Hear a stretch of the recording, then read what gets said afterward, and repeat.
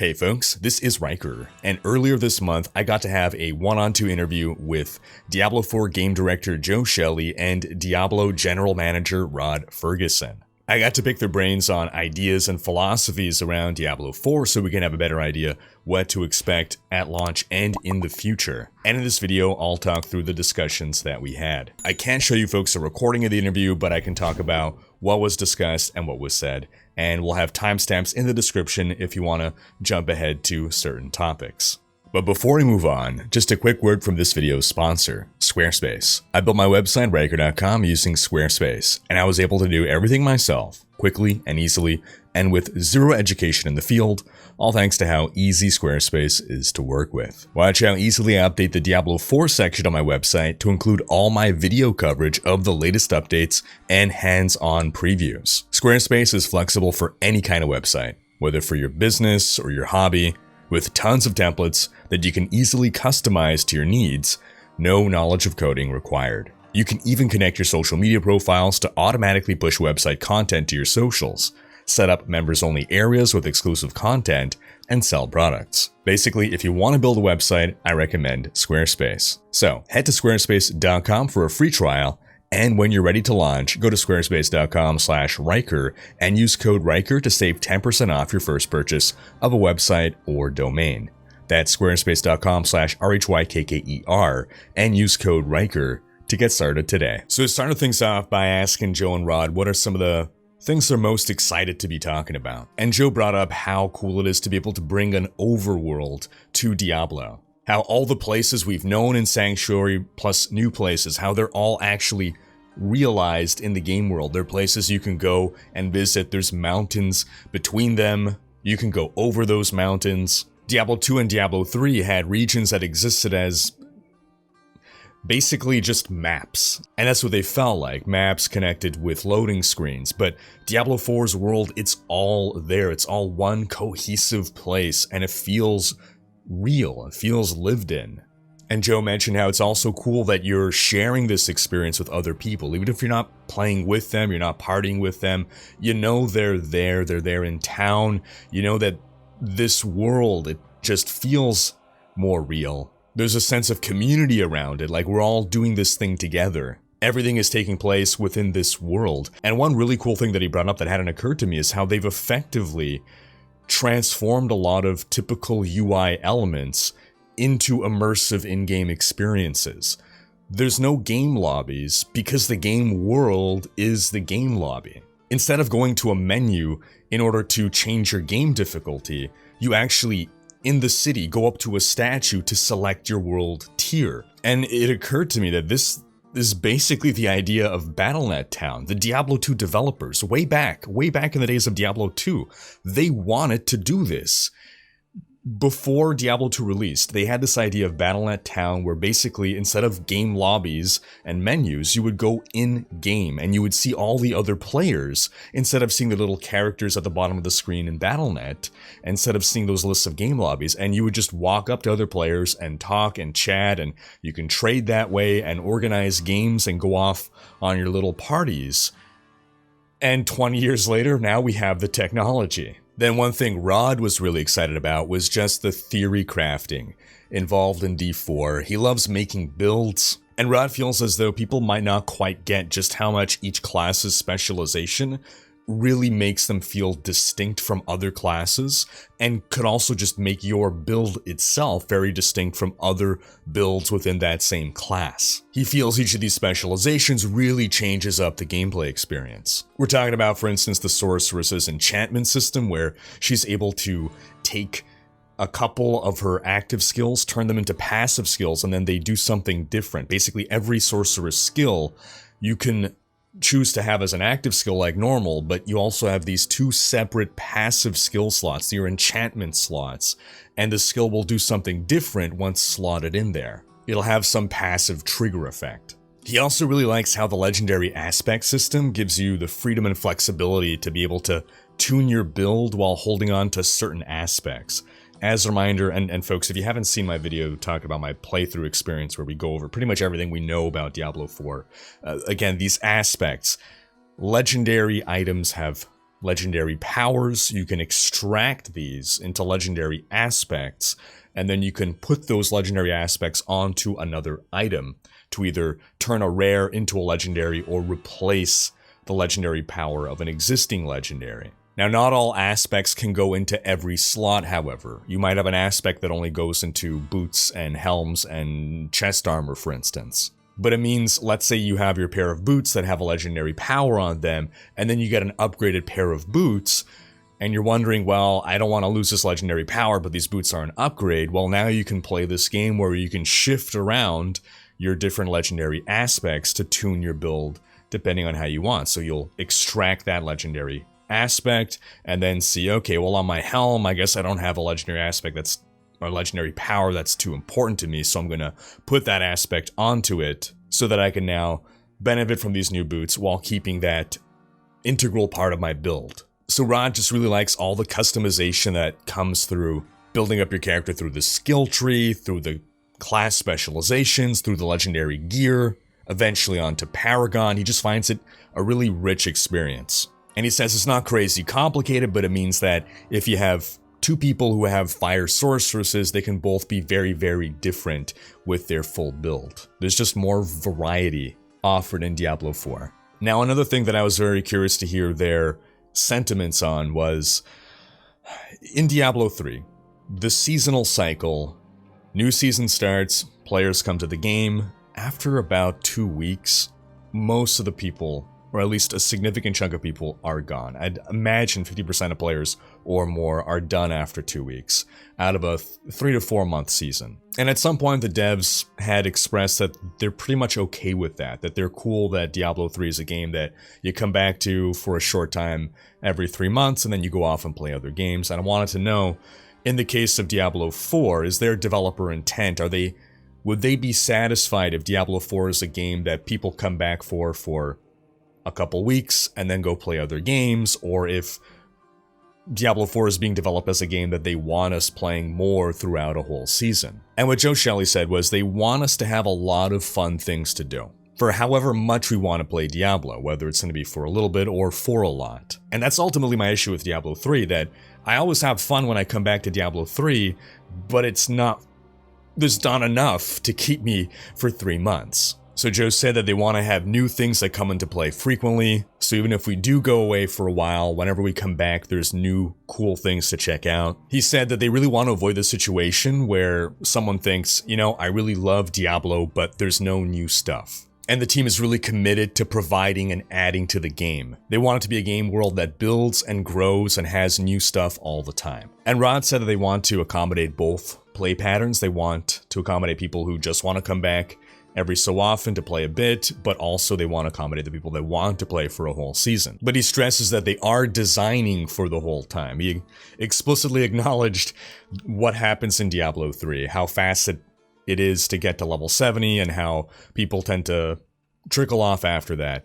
But they're not designing with that intent that people go away after a couple weeks. What I found really interesting is he said that they want people to be able to sit there and have a good time and find new and interesting things to do over the course of a season. Now, that could either mean that even throughout a season, new things will rotate in, or it could just mean that at the start of a season, not everything is known, that you can't know what all the new content is at the start of a season, and you have to go on this process of discovery. He said seasons are always about trying that new and interesting thing. He stressed that what they're doing with D4 is much more than just, here's a season, here's this one big thing, and a couple of cosmetics, let's go. He's saying there's going to be a lot more stuff in it from a season-to-season perspective, and that they want people to find new and interesting stuff to do for the full extent of a season. Their goal is to continue to grow engagement and grow the player community, and keep them engaged as long as possible. So while it is expected that the start of a season is likely to have the biggest spike and things will trail off, they just want that next spike for the next season to be the same or even bigger. They want to be growing. And it's if they see that next spike is smaller, well then that's bad. Now, another big thing that I see spoken about a lot with Diablo 4 is the pace of combat. Seen a lot of feedback from the community desiring a slower paced game with D4. And when we look at the modern ARPG landscape, what we see is a lot of blitzing fast endgame content Path of Exile, Diablo 3, whatever game, it seems any modern ARPG, the endgame, you are destroying hordes of enemies on screen pretty much instantly before moving on. And everything we've seen from Diablo 4 so far suggests a slower paced game. Again, in my experience as well, that is what I felt. And we know that the game is being designed with a lot of intent behind the monsters, monster families. There's a lot more going on AI-wise and design-wise that revolves around a slower paced game. But one concern I always had at the back of my mind was, wow, they're putting all of this effort into all these meticulous intricacies with how monsters work that is only to be appreciated as long as the pace of the combat stays slow. Every ARPG that is super fast today, when it launched, it was slower paced. Diablo 3 was not blitzing fast when it launched. Even early level gameplay today is still relatively slow paced. Path of Exile, when it launched, was not a fast paced game. But what we see is over time, this evolution of these games towards the speed meta. So I asked them, what do you expect in 5 years from now the pace of the game to be? And basically what I was looking to see here was, are they going to plan to stop any kind of speed meta from evolving? What is their philosophy on this, basically? And while I was expecting a certain kind of answer here, the answer that I got from Rod was actually very surprising to me and speaks to a complete absence of ego influencing any kind of decisions here. Rod effectively said he can't know what the pace of the game is going to be in 5 years because how things evolve over the next 5 years will be largely informed by the community. They're building the foundation, but where we go from there will be determined based on how the community responds, how we are playing the game, how they see we are playing the game, how they see what we find interesting. So rather than say, no, this is our vision and we will do whatever to ensure our vision is fulfilled, it's, hey, well, this is our vision for now, for the origin, but where we go, we're going to take this journey together, and we just want to serve you folks and give you the best experience that you want. So if you want to take things in another direction, we're open to that. That said, both Rod and Joe did stress that the starting pace of the game at launch is intentionally deliberate. They want us to be making decisions. They want there to be a certain depth in combat that you don't get if the game is too fast, but they also don't want things to be so slow that they feel plodding. And again, based on my gameplay experience, they have struck that perfect balance there. I then asked them what was the most challenging thing to design in Diablo 4, and they both agreed that it's gotta be the overworld. Joe explained that that's an element that they had to develop from scratch. There was no pre-existing thing within Diablo that they could use. There were a number of Diablo ideas they had to adapt. For instance, the town portal. If you're in the overworld and you press the town portal button, well, where do you go? Do you go to the town you were most recently in?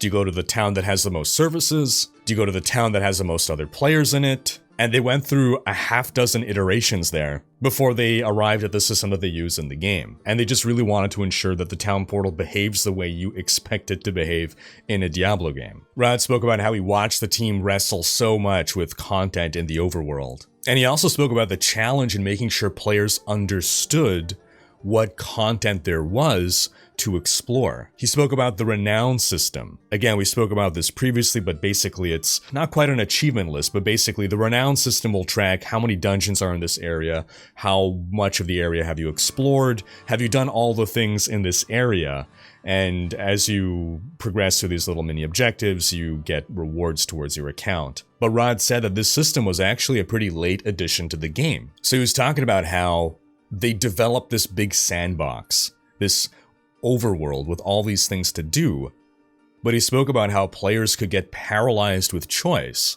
and they had to find the right way to communicate to players, here are your options, here are the quests, the side quests, etc., in a way that players still feel like they have freedom to do whatever they want without being paralyzed by indecision. Now for my next question, I was asking about the division of a character's power, where it derives from. We know in Diablo 3, your power is pretty much entirely your gear.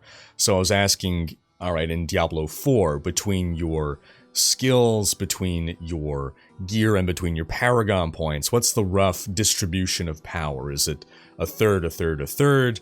And while they couldn't quite give me an exact distribution, one thing Joe stressed was that they want in Diablo 4 a significant part of your power to come from your character. Of course, some comes from gear, but they want us to have meaningful choices to make in terms of paragon, in terms of skills, because a meaningful amount of power comes from those sources. And he said that basically both sources of power, gear, and character are equally important to them. And this led to some discussions about the respec system. Rod called back to how in an interview with IGN, he was talking about how the deeper you go in levels, the more expensive it becomes to respec, and there's this analogy to hardening cement, that early on in the game you're able to change your build quite a bit to experiment, but the more you are experiencing with your character, the deeper into the game you go, the more you become fixed on a certain build. And at the time there were some questions over, well, does that mean we can't afford to respec at all? Is it prohibitively expensive at level 90 to respec? So I asked for some clarification here, and I confirmed that the idea is it is not impossible to afford to respec once you're high level, but you probably will not be able to afford to respec multiple times per day, so you're incentivized to make a new character instead, as opposed to in Diablo 3, where you're going to change your build multiple times per day depending on what activity you're doing. If you're doing speed content, you swap to your speed build. If you're doing bounties, you swap to your bounty build. In Diablo 4, instead, you'll rather have different characters for different purposes. But again, you can still respec. They just don't want you to be changing your build every 5 minutes depending on what you're doing in game. Then another thing I wanted to ask about was more the long-term development plans of Diablo 4 with respect to, well, historically, with most of Blizzard's game releases, there would be the release of the base game, then Expansion 1, maybe Expansion 2, as was the plan with Diablo 3. There were originally 2 planned expansions. StarCraft 2 had 2 planned expansions. It got 2 planned expansions. Diablo 2 had 2 planned expansions as well. But basically, historically, what Blizzard would do is they release a game, then they pretty much immediately begin working on an expansion, and they effectively subdivide their team to be, maybe you leave some people to keep working on the game, some to work on the expansion, and some to work on the sequel. So I was wondering if Diablo 4 is going to be more a game like that, where we're going to have Diablo 4, Expansion 1, Expansion 2, and then Diablo 5, or if we're going to get more of a World of Warcraft thing, where it's Diablo 4 and then expansions for the rest of our lives. Now, of course, they couldn't give any specific answers there, but Rod stressed that the team is really focused on supporting Diablo 4 for years. They have content plans that go really, really long. He pointed to what Diablo 3 has accomplished over the past 11 years, and stressed that they're planning to support players in a much more robust way than that. He said that Diablo 4 is not going to be like a traditional one-and-done game where you launch it and that's it. He said that for Diablo 4, when we launch, they're creating a foundation, a base. And upon that base, they're going to build seasons, they're going to build expansions. They're going to have new features and all kinds of interesting things. And so he really wants us to think about when Diablo 4 launches, that's just the start. That's not the end. It's not going to be just, we finished the game, we're done. It's that this is the base we're going to build upon into the future. And then Joe snuck in a little bit more specificity in saying that the folks who are making D4, the base game, they are the ones who are going to be making seasons. They're the ones who are going to be making expansions. They're not going to all go off and do something else. And as we ended the interview, one message that they both wanted to get across was a message of appreciation towards the community. Rod expressed that this whole thing has been a journey, and the team tried their best to bring everyone along for the ride with the quarterly blogs, the community roundtables, and they just really appreciate everyone reading and providing feedback. Diablo 4 has really been a labor of love, and they've really enjoyed seeing the interactivity from the community, the willingness to share opinions and feedback, and they're really appreciative of all that feedback. Now, this is in contrast to how Blizzard has traditionally developed their games. They almost never are this open, or, I'll hazard a guess and say they've never been this open before, at least definitely not within the Diablo franchise, possibly across all their franchises. Blizzard has never developed a game so openly with the community. And Joe Shelley, for instance, was on Diablo 3, so that was a much more closed-in production. So he really feels the difference. And he expressed how cool it's been to be able to develop the game and share the state of the development of the game with the community, share things in progress, and then make changes over the course of development based on feedback. And Joe Shelley thinks that Diablo 4 will be a much better game than it would have been if it had been developed in a closed box because of this openness and sharing with the community and getting feedback and making improvements based on that feedback. And just as another little quick thing, they both hinted at features that they were working on throughout development that might not be launching with the game, might very well launch in a future season. I believe we've seen some hints about that for set items, and Joe Shelley confirmed that runes will definitely come in a future season. So all in all, an enlightening conversation. It's great to hear how robustly supported D4 is going to be for the foreseeable future. It does sound like they're making another World of Warcraft with this. We can expect expansions for years, fingers crossed. My guess is we're eventually going to be able to explore the entirety of Sanctuary. I think every expansion is going to bring in another zone. And just imagine how cool it would be after 10 years that we can literally fully walk across the entire world. But that's just guessing. Sound off in the comments, folks, with your thoughts on this interview. Thanks for watching. Special thanks to my Twitch, Patreon, and YouTube supporters for making these videos possible. If you like what you saw on this channel and want to support the creation of more content, you can consider pledging on YouTube or Patreon and unlocking behind-the-scenes content, monthly virtual hangouts, and more. If you enjoyed this video, please share it. Check out these other videos and subscribe to join Rhykkers Raiders for more Diablo content.